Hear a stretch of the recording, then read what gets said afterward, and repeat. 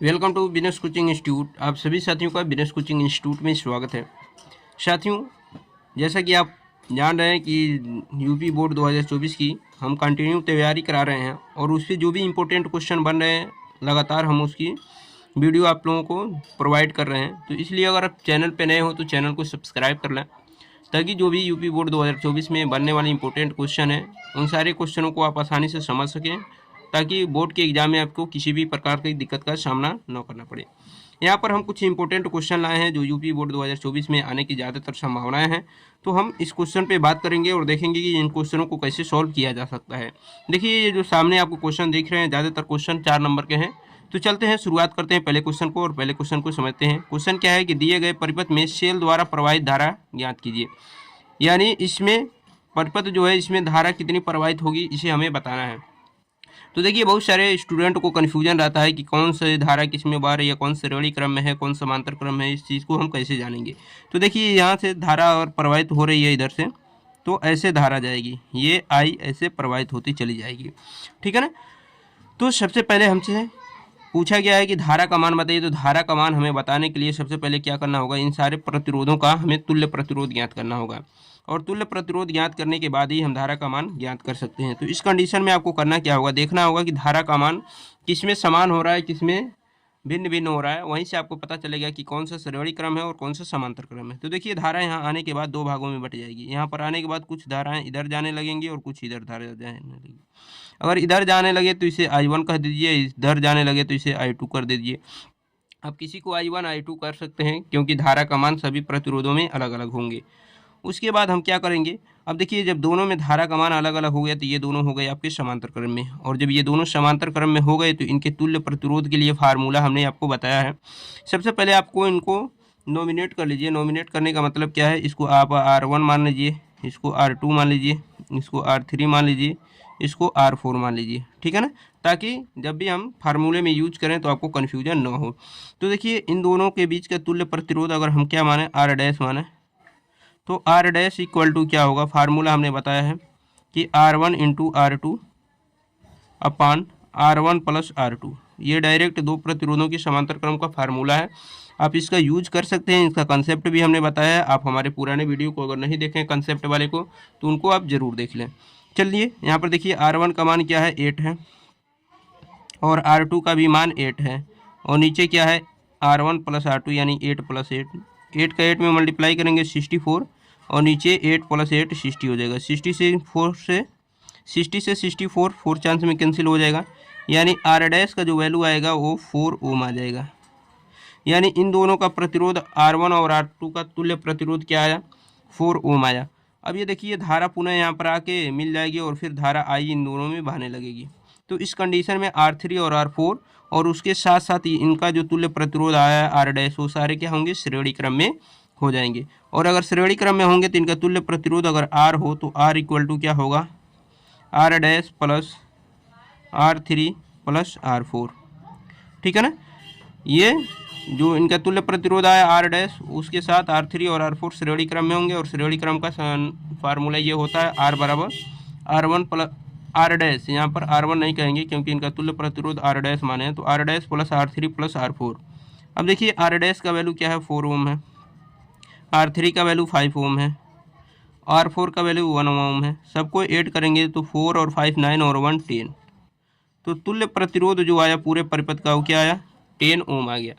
अब जब 10 ओम आ गया तो आप यहाँ से क्या कर सकते हैं, धारा का मान बता सकते हैं, क्योंकि विभवांतर दिया गया है। तो I इक्वल टू होता है V upon R। I equal to क्या होता है, V अपान R। ओम के नियम से ये फार्मूला डिराइव है। तो I equal to V upon R। V का वैल्यू देख रहे हैं आप 10 ओम है, और प्रतिरोध भी आया है 10।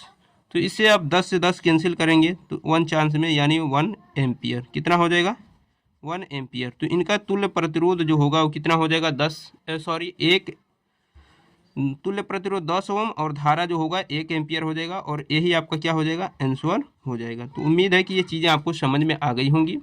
अब चलते हैं अगले क्वेश्चन की तरफ, और अगला क्वेश्चन देखेंगे। अगला क्वेश्चन भी बहुत ही इंपॉर्टेंट क्वेश्चन है और 4 नंबर वाले क्वेश्चनों में से एक क्वेश्चन है।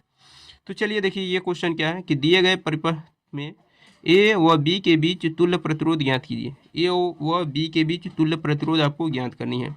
तो देखिए, इसमें कैसे ज्ञात करेंगे, सबसे पहले आपको यही चेक करना होगा कि ए कहाँ है, बी कहाँ है, तो यहाँ पर ए है, ठीक है ना। तो यहाँ पर हमें बताना है ए और बी के बीच तुल्य प्रतिरोध। देखिए ए है, बी यहाँ है, सी यहाँ है, डी यहाँ है। तो देखिए सबसे पहले आप यहाँ से अगर धारा प्रवाहित कर रहे हैं तो यहाँ से धारा क्या होगी कि 3 भागों में बट जाएगी, ठीक है ना। और धारा जब 3 भागों में बटेगी तो इसमें आप कह सकते हैं I1 हो जाएगी, इसमें I2 हो जाएगी और इसमें I3 हो जाएगी। ये यहाँ से अगर धारा प्रवाहित हो रही है तो 3 भागों में बटेगी, और जब 3 भागों में बटेगी तो ये धारा I1 इसमें सेम होगी, इसमें I2 होगी और इसमें I3, इन दोनों में I3 होगी। तो सबसे पहले हम इन दोनों का हम तुल्य प्रतिरोध निकाल लेंगे, क्योंकि इन दोनों में धारा सेम होगी तो ये श्रेणी क्रम में होंगे, और इनका श्रेणी क्रम में अगर हम R1 माने तो क्या होगा 4 + 6 ये हो जाएंगे आपके 10 ओम। अच्छा, इस वाले को हम R2 कर दे रहे हैं, R2 10 कर दे रहे हैं, ठीक है ना, R2 इसको 10 ओम। इस वाले का R3 माने इन दोनों का तुल्य प्रतिरोध का, तो R3 = क्या होगा 10 + 5 बन जाएंगे आपके 15। क्या बनेंगे 15 ओम, ठीक है। अब देखिए इसमें पूरे में I1 बह रहा था, इसमें I2 और इसमें I3, तो ये तीनों क्या होंगे समांतर क्रम में होंगे, और समांतर क्रम का अगर तुल्य प्रतिरोध R हो तो 1/R = फार्मूला होगा 1/R1 + 1/R2 + 1/R3। ये समांतर क्रम संयोजन का फार्मूला है। तो यहाँ से आप फार्मूले का यूज करेंगे 1/R1, R1 का वैल्यू क्या है 10, 1/R2, R2 का वैल्यू क्या है 10, और 1/R3, R3 का वैल्यू क्या है 50। अब यहाँ से जब इनका एलसीएम लेंगे तो देखिए 10, 10 और 50 का एलसीएम क्या होगा 30 होगा। 10 से डिवाइड करेंगे तो 3 चांस में, 10 से डिवाइड करेंगे 3 चांस में, और 50 से डिवाइड करेंगे 2 चांस में। इन सबको अगर ऐड करेंगे 3 और 3 6 और 2 8, तो 8/30 हो जाएगा 1/R, ठीक है। आप इसको कैंसिल कर लीजिए, 2 से कैंसिल कीजिए 4 चांस में, और 2 से ये 50 चांस में, यानी ये क्या है 4/50।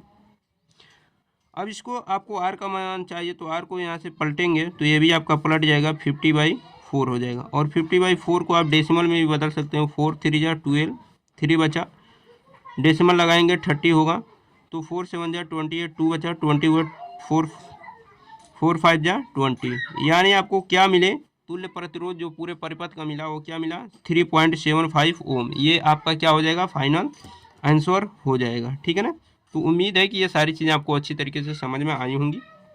अब चलते हैं, कुछ और इम्पोर्टेंट क्वेश्चन है, उन क्वेश्चनों की तरफ चलेंगे और देखेंगे कैसे कैसे और क्वेश्चन आपके एग्जाम में बन सकते हैं, ठीक है। तो ये क्वेश्चन देखिए बहुत ही इंपॉर्टेंट क्वेश्चन है। पर 3 प्रतिरोध जिनमें प्रत्येक का मान 2 ओम है, इन्हें परिपथ में किस प्रकार जोड़ा जाए कि इनका तुल्य प्रतिरोध 3 ओम हो जाए। तो देखिए पहले हम क्या करेंगे, R1 = 2 ओम, R2 = 2 ओम और R3 = 2 ओम। ये क्या है दोनों तीनों प्रतिरोध क्या है समान है। कारण इनको इन्हें परिपथ में किस प्रकार जोड़ा जाए कि इनका तुल्य प्रतिरोध 3 ओम हो, ठीक है ना। तो इनको तुल्य प्रतिरोध 3 ओम लाने के लिए आपको करना क्या होगा, इस बात को ध्यान से समझिए।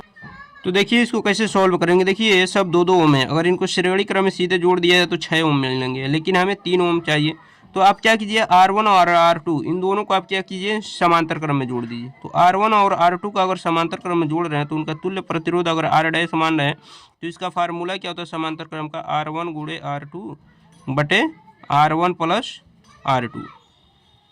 ये समांतर क्रम संयोजन का फार्मूला होता है। यहाँ से आप क्या करेंगे वैल्यू को रख लेंगे।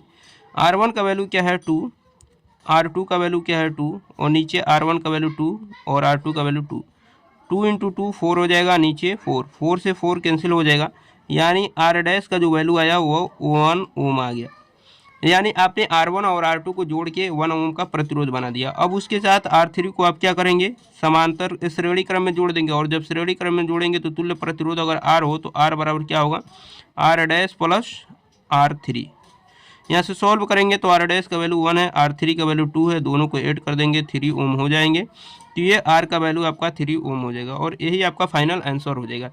तो यहाँ पर पूछा गया कि 3 प्रतिरोध जिनमें प्रत्येक का मान 2 में है, इन्हें परिपथ में किस प्रकार जोड़ा जाए। तो इन्हें आप देख रहे हैं पहले समांतर क्रम में जोड़े और फिर श्रेणी क्रम में जोड़े। तो आप आंसर में ये भी लिख सकते हैं कि R1 तथा R2 को समांतर क्रम में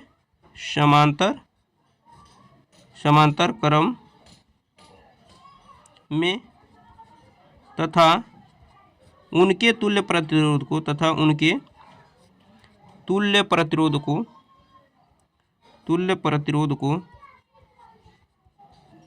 को R3 के साथ श्रेणी क्रम में जोड़ेंगे। किस में जोड़ेंगे? श्रेणी क्रम में जोड़ते हैं। ठीक है ना, ये आपका जाके फाइनल आंसर हो जाएगा। अब चलते हैं अगले क्वेश्चन की तरफ। अगला क्वेश्चन आपके सामने एक स्क्रीन पर दिखाई दे रहा है। क्वेश्चन क्या है कि किसी चालक में 0.5 एम्पीयर की धारा प्रवाहित हो रही है, उसके सिरों के बीच विभवांतर 2 वोल्ट है, चालक का प्रतिरोध बताइए। देखिए जो दिया गया पहले उसको आप लिख लीजिए।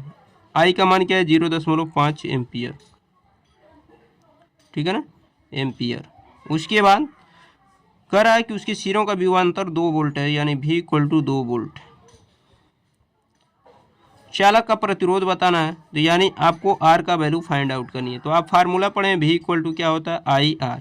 आपको R का मान चाहिए तो R यहीं पे छोड़िए, I से V को डिवाइड कर दीजिए, तो V/I = R। यहाँ से आप वैल्यू रख सकते हैं। V का वैल्यू क्या है? 2, और I का वैल्यू क्या है? 0.5 = R। देखिए डेसिमल एक अंक इधर हटाएंगे तो ऊपर एक जीरो बढ़ जाएगा, ऊपर हो जाएगा 20/5 = R। 5 से आप इसको काटेंगे, 5 चौको 20, तो यानी R का मान कितना आया? 4 ओम। R का मान कितना आया? 4 ओम। और यही आपका क्या हो जाएगा? फाइनल आंसर हो जाएगा। तो उम्मीद है कि ये सारी चीज़ें आपको समझ में आ गई होंगी। वीडियो कैसा लगा आप लोग कमेंट बॉक्स में ज़रूर बताइएगा। जो लोग चैनल पे नए हो चैनल को सब्सक्राइब कर लें। मिलते हैं नेक्स्ट वीडियो में, तब तक के लिए अपना ख्याल रखिए। धन्यवाद।